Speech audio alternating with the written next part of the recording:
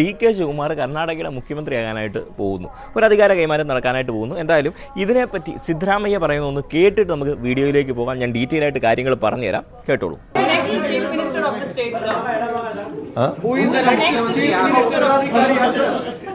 Whatever legislative party takes a decision, High Command takes a decision, he will be the chief minister. As a chief minister.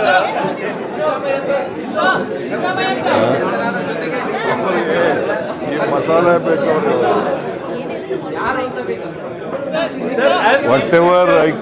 whatever legislative party takes a decision, Congress legislative party takes a decision, and High Command takes a decision, he will be the chief minister of the state. Sir, as CM, you take time for party politics.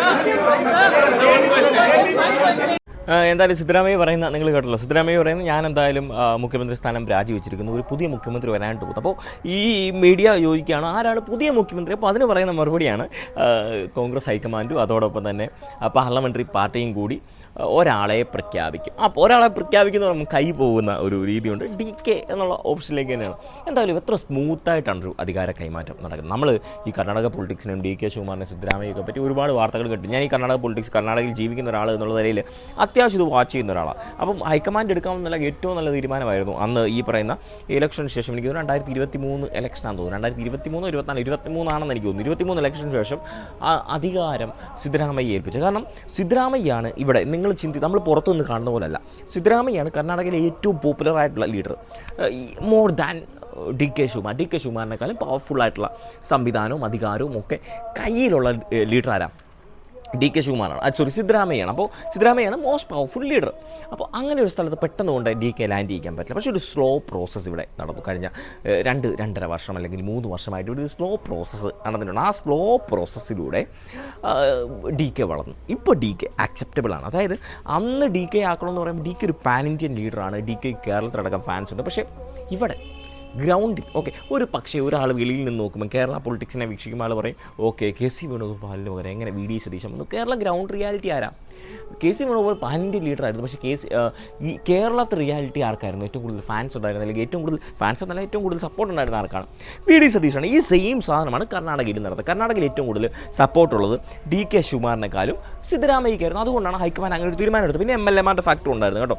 MLA plus പൊതുജന പിന്തുണ, അല്ലാതെ പൊതുജന പിന്തുണ മാത്രമല്ല, അല്ലെങ്കിൽ MLA മാരുടെ പിന്തുണ മാത്രമല്ല ഉണ്ടായിരുന്നത്. ഇവിടെ പറ്റിപ്പോയെന്ന് പറഞ്ഞാൽ ഇവിടെ പൊതുജന പിന്തുണ VDക്കും അതോടൊപ്പം തന്നെ ഈ പറയുന്ന പോലെ മറ്റേ സപ്പോർട്ട്, അതായത് MLA മാരുടെ സപ്പോർട്ട് KCക്ക് വായിപ്പോയി എന്നുള്ളതാണ്. പക്ഷേ കേരളം പോലൊരു സ്ഥലത്ത് ഒരിക്കലും പൊതുജനത്തെ വെറുപ്പിച്ചുകൊണ്ട് തീരുമാനം എടുക്കാൻ പറ്റില്ല. വേറെ ഏത് സ്റ്റേറ്റിലും എടുക്കാം. പക്ഷേ കേരളം പൊളിറ്റിക്സ് ഡിഫറൻ്റ് ആയിട്ടുള്ള സ്ഥലമാണ്. ഇവിടെ അങ്ങനെ ഒരു തീരുമാനം എടുക്കാനായിട്ട് പറ്റില്ല. അതുകൊണ്ടാണ് ഇവിടെ VD സതീശനെ പ്ലേസ് ചെയ്ത് കാര്യം. പക്ഷേ കർണാടകയിൽ മറ്റൊരു സാഹചര്യമായിരുന്നു. അങ്ങനെ സിദ്ധരാമയ്യ വരുന്ന സമയത്തും ഉണ്ടല്ലോ, ഈ സത്യം പറഞ്ഞ DK ശിവകുമാറിനെ പോലെ ഒരാളെ ഏത് പാർട്ടിയാണ് ആഗ്രഹിക്കാത്തത്? നിങ്ങൾ ചിന്തിച്ചു നോക്കി, ഏത് പാർട്ടിയാണ്?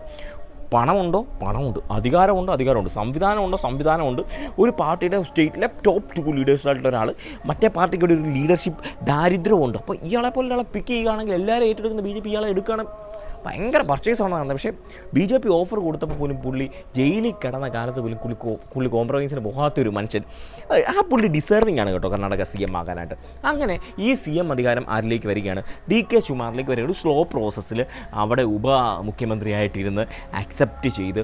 ഇപ്പോഴും നിങ്ങൾ ചിന്തിക്കേണ്ട ഒരു കാര്യം, ഈ 3 വർഷത്തിനിടയ്ക്ക് DK ശിവകുമാറിൻ്റെ വായിൽ നിന്ന് ഈ പാർട്ടിക്കെതിരായിട്ട് ഒരു വാക്ക് പോയിട്ടില്ല.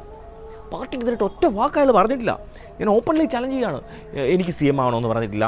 പാർട്ടി എന്ന് പറഞ്ഞാൽ അതൊരു വല്ലാത്തൊരു സാധനം. കാരണം ആൾക്കാർ പർച്ചേസ് ചെയ്യാനായിട്ട് നിൽക്കുമ്പോൾ, മറ്റാൾക്കാർ ഓഫർ കൊടുക്കാനായിട്ട് നിൽക്കുമ്പോൾ, ഇത്രയും വലിയ സ്റ്റാറായിട്ട് നിൽക്കുമ്പോൾ, പാൻ ഇന്ത്യൻ വാല്യൂ ഉള്ള സമയത്ത് നിൽക്കുമ്പോൾ ഒരു അഡ്ജസ്റ്റ്മെൻറ്റിന് പോകാതിരിക്കുക എന്ന് പറയുന്നത് ചെറിയ കാര്യമല്ല കേട്ടോ. ആ ഒരു കാര്യത്തിൽ DK ശിവകുമാർ നമ്മൾ റെസ്പെക്റ്റ് ചെയ്തേ മതിയാവുള്ളൂ.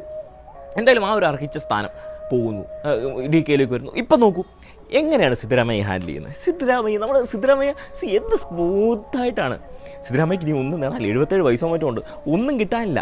തൻ്റെ രാഷ്ട്രീയ ഭാവി ഏറെക്കുറെ അവസാനിച്ചു, തൻ്റെ പൊളിറ്റിക്കൽ കരിയർ അവിടെ അവസാനിക്കുക. വേണമെങ്കിൽ ഈ പുള്ളിക്ക് ഇനിയും പറയാം അധികാരം കിട്ടാൻ ഇനി ഒന്നും നഷ്ടമില്ല, എനിക്ക് 3 വർഷം കൊണ്ട് വേണം, എനിക്ക് 2 വർഷം കൊണ്ട് വേണം, അത് കഴിഞ്ഞ് മാറി കൊടുക്കാന്ന് പറയാൻ വേണ്ടി. പക്ഷെ ഇപ്പോൾ പുള്ളിക്ക് വേണ്ടി ഈ പുള്ളി സാക്രിഫൈസ് ചെയ്തു, ഈ പുള്ളിക്ക് വേണ്ടി തിരിച്ച് സാക്രിഫൈസ് ചെയ്യുന്നു എന്നുള്ള വലിയൊരു മര്യാദ സിദ്ധരാമയ്യ കാണിക്കുന്നുണ്ട്. അത് ഇവർ രണ്ടുപേരുടെ പത്രസമ്മേളനത്തിന് വരുന്നു. എനിക്ക് തോന്നുന്നില്ല സമീപകാലത്ത് കോൺഗ്രസ് പൊളിറ്റിക്സിൽ ഇത്ര സ്മൂത്തായിട്ടൊരു കാര്യം നടന്നിട്ടുണ്ട്. രാജസ്ഥാനിൽ ഇതിന് ശ്രമിച്ച് പരാജയപ്പെടുക. രാജസ്ഥാനിൽ സമാന സിറ്റുവേഷൻ ആയിരുന്നു. ഗ്രൗണ്ടി സപ്പോർട്ട് MLA-മാരും ഗെലോട്ടിൻ്റെ കൂടെയായിരുന്നു. അതേസമയം അവിടെ ഈ പറയുന്ന പോലെ ഒരു സെക്കൻഡ് ലീഡറായിട്ടുണ്ടായിരുന്ന ആളാണ് സച്ചിൻ പൈലറ്റ്. അന്ന് സച്ചിൻ പൈലറ്റിനെ രാജസ്ഥാൻ ഇലക്ഷന് മുമ്പ് എനിക്ക് തോന്നുന്നു 2023 ഒക്ടോബർ മാസം എന്തോ രാജസ്ഥാൻ ഇലക്ഷൻ, ആ ഇലക്ഷന് മുമ്പ് സച്ചിൻ പൈലറ്റിനെ അവിടെ പ്ലേസ് ചെയ്തിരുന്നെങ്കിൽ ഉണ്ടല്ലോ കോൺഗ്രസിന് അവിടെ കുതിപ്പ് നടത്താൻ പറ്റുമായിരുന്നു. പക്ഷേ AICC പ്രസിഡന്റ് സ്ഥാനം ഓഫർ ചെയ്തിട്ട് അതുപോലും മേടിച്ചിട്ടില്ല ആരും, ഈ പറയുന്ന ഗെലോട്ട്. എന്തുകൊണ്ട് പറ്റി? ഗെലോട്ടിന് ഇപ്പോൾ ഒന്നുമില്ല, സച്ചിൻ അവിടുത്തെ ടോപ്പ് ലീഡറായി. അങ്ങനെ ഒരു സാക്രിഫൈസ് അവിടെ ഗെലോട്ട് നടത്തിയിരുന്നെങ്കിൽ, ഗെലോട്ടിന് വേണ്ടി സച്ചിൻ നടത്തിയതിന് പ്രത്യുപകാരം എന്നുള്ള നിലയിൽ ഒരു വിട്ടുകൊടുക്കലിന് ഒരു അധികാര കൈമാറ്റത്തിന് ഗെലോട്ട് അവിടെ തയ്യാറായിരുന്നെങ്കിൽ അവിടെ കോൺഗ്രസിൻ്റെ തന്നെ ഇടുന്നതിന് ആ ഒരു അധികാരത്തിലാണ് അവിടെ അത്രയും മോശമായിപ്പോയി. സച്ചിൻ പക്ഷേ മറ്റ് പാർട്ടികളുമായിട്ട് പോലും ചർച്ച ചെയ്യാൻ പോയിട്ടുണ്ട് എന്ന് പറയുന്നു. അത്രമാത്രം സത്യമാണെന്നറിയാം. DKയുടെ കാര്യത്തിൽ അതില്ല. ഓഫർ കൊടുത്തിട്ട് പോകാതിരിക്കുക എന്നൊക്കെ പറയാം ചെറിയ കാര്യമാണോ? അധികാരം ഇന്ത്യ ഭരിക്കുന്ന പാർട്ടി അധികാരം ഓഫർ ചെയ്യുന്നു, വെള്ളിത്തളികയെ വെച്ച് കൊടുക്കാൻ തയ്യാറായി നിൽക്കുന്നു, പണമെങ്കിൽ പണം, കേസിൽ കൊടുക്കാൻ നോക്കുന്നു, ED വരുന്നു, CBI വരുന്നു, അങ്ങനെ സകല രീതിയിലും ഒരു കോടീശ്വരനായിട്ടുള്ള ബിസിനസ്സുകാരനെ ഇട്ട് വട്ടം തിരിക്കുമ്പം പോലും he was never ready to compromise. ചെറിയ കാര്യമല്ല. അയാൾ അർഹിക്കുന്ന അംഗീകാരമാണ് അയാളിലേക്ക് പോകുന്നത്. അയാൾ അത് ഡിസേർവ് ചെയ്യുന്നുണ്ട് കേട്ടോ, മറ്റാരേക്കാളും. DK ശിവകുമാർ അത് ഡിസേർവ് ചെയ്യുന്നുണ്ട്, അത് DK ശിവകുമാറിലേക്ക് പോകുന്നു. എന്തായാലും കർണാടക പൊളിറ്റിക്സ് വല്ലാത്തൊരു എക്സാമ്പിൾ സെറ്റ് ചെയ്യുകയാണ്, പറയാതിരിക്കാൻ പറ്റില്ല. വല്ലാത്തൊരു എക്സാമ്പിളാണ് കേട്ടോ. സ്മൂത്തായിട്ട് ഇന്ത്യ മഹാരാജ്യം ഭരിക്കാത്ത, ഇന്ത്യ മഹാരാജ്യം പ്രതിപക്ഷത്തുള്ള ക്ഷീണിച്ചിരിക്കുന്ന കോൺഗ്രസിൻ്റെ ഹൈക്കമാൻഡിനെ റെസ്പെക്റ്റ് ചെയ്തുകൊണ്ട് അവരെടുക്കുന്ന ഈ ഒരു തീരുമാനമുണ്ടല്ലോ, അത് കയ്യടി അർഹിക്കുന്നുണ്ട്. ഇതൊക്കെ മറ്റ് പല സംസ്ഥാനങ്ങളിലും ചെയ്യേണ്ടതായിരുന്നു. എന്തായാലും പൊതുജന ഇപ്പം നിലവിൽ DK ആൾക്കാരിൽ അക്സെപ്റ്റബിൾ ആയിരിക്കുന്നു. ഞാൻ 2 വർഷം മുമ്പ് അല്ലെങ്കിൽ 3 വർഷം മുമ്പ് DKയെ പറ്റി സംസാരിക്കുമ്പോൾ DKയെ പറ്റി ഒട്ടും ഇമ്പ്രസ്ഡ് ആയിട്ട് സംസാരിക്കാത്ത ആളുകളൊക്കെ ഇപ്പം DKയെ പറ്റി നല്ലത് പറയാൻ തുടങ്ങിയിരിക്കുന്നു, DKയെ പറ്റി ഇഷ്ടപ്പെട്ട് തുടങ്ങിയിരിക്കുന്നു. DK വളർന്നിരിക്കുന്നു. ഇനി DK കർണാടക പൊളിറ്റിക്സ് DK കാലമാണ്. DK ഇനി 64 വയസ്സ് മറ്റേ ഉള്ളൂ. കഴിഞ്ഞ 15-20 വർഷമായിട്ട് കർണാടക പൊളിറ്റിക്സിനെ പ്രതിപക്ഷ നേതാവായിട്ടും മുഖ്യമന്ത്രിയായിട്ടും ഒക്കെ മുൻപോട്ട് കൊണ്ടുപോയിക്കൊണ്ടിരുന്നത് സിദ്ധരാമയ്യാണ്. ഇപ്പോൾ ഇനിയൊരു തലമുറ അടുത്ത 15-20 വർഷം DK ശിവകുമാറിലേക്ക് വരുന്നു. അതും സൗത്ത് ഇന്ത്യ കാണാൻ എന്ത് മനോഹരമാണ്. Revanth Reddy, DK Shivakumar, Thalapathy Vijay, VD Satheesan. ഒരു തലമുറ മാറ്റം, ഒരു സെറ്റ് ഓഫ് പുതിയ ലീഡേഴ്സ്. അത് എല്ലാവരും കേട്ടോ, എല്ലാവരും ഭയങ്കര പോപ്പുലറാണ്. എല്ലാവരും തമ്മിൽ അത്യാവശ്യം നല്ല കണക്ഷനുണ്ട്. എനിക്ക് തോന്നുന്നു സൗത്ത് ഇന്ത്യൻ പൊളിറ്റിക്സിന് സമീപകാലത്ത് ഉണ്ടാകാവുന്ന വലിയൊരു മാറ്റം എന്ന് പറയുന്നത് ഭയങ്കര എന്ത് സ്റ്റാർസ്. എല്ലാ സ്റ്റേറ്റിൻ്റെയും CM സ്റ്റാർസാണ്. എല്ലാ സ്റ്റേറ്റിൻ്റെയും സിമ്പിളായിട്ട് നോക്ക്. Revanth Reddy സ്റ്റാറാണ്, Vijay സ്റ്റാറാണ്, VD Satheesan സ്റ്റാറാണ്, DK Shivakumar സ്റ്റാറാണ്. എന്ത് രസമല്ലേ സൗത്ത് ഇന്ത്യൻ പൊളിറ്റിക്സ്. ഒരു ഇന്ത്യക്ക് തന്നെ സെറ്റാവുന്നു. എല്ലാവരും എനർജറ്റിക് ആയിട്ടുള്ള ഒരുപാട് കാര്യങ്ങൾ കോൺട്രിബ്യൂട്ട് ചെയ്യാൻ സാധിക്കുന്ന പുതിയ തലമുറയെ മനസ്സിലാക്കുന്ന ഒരു ലീഡർഷിപ്പ്. എന്തായാലും നമുക്ക് നോക്കിക്കാണാം കേരള പൊളിറ്റിക്സിനെയും അല്ലെങ്കിൽ തമിഴ്നാട് പൊളിറ്റിക്സിനെയും കർണാടക പൊളിറ്റിക്സിനെയും തെലുങ്കാന പൊളിറ്റിക്സിനെയും സൗത്ത് ഇന്ത്യൻ പൊളിറ്റിക്സിനെയും.